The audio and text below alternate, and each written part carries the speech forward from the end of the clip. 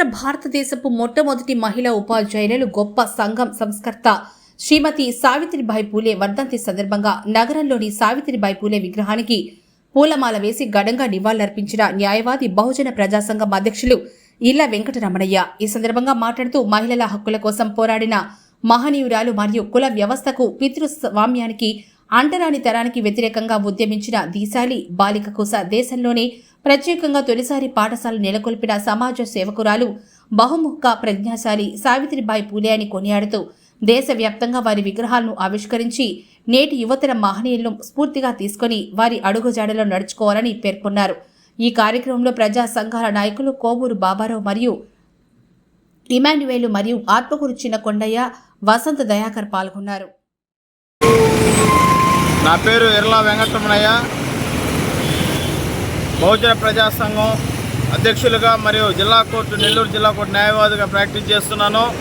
ఈరోజు గొప్ప సంస్కర్త సావిత్రిబాయి పూలే స్వతంత్ర భారతదేశంలో మొట్టమొదటి ఉపాధ్యాయురాలైనటువంటి మహనీయురాలు మహాత్మా సావిత్రిబాయి పూలే వర్ధంతిని 108వ వర్ధంతి వేడుకలు నెల్లూరు నగరంలోని పూలే బొమ్మ దగ్గర ఆమెకు నివాళులర్పించడం జరిగింది.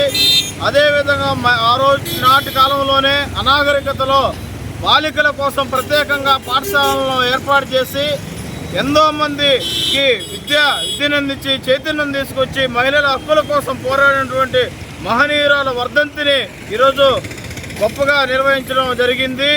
అదేవిధంగా ఈ తరంలో కూడా, ఈ జనరేషన్లో కూడా అటువంటి మహనీయురాలైనటువంటి చరిత్రను స్ఫూర్తిగా తీసుకుని నేటి యువతరం కూడా ఆ మహనీయుల మార్గంలో నడుచుకొని విధంగా చర్యలు తీసుకొని ఈ భారతదేశంలో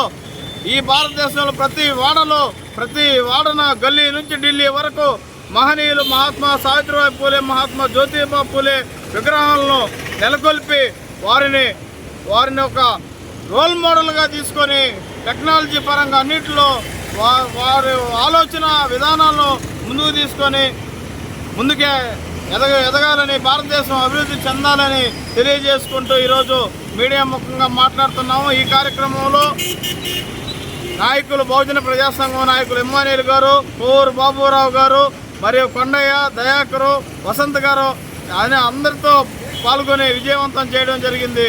జోహార్ సావిత్రిబాయి పూలే.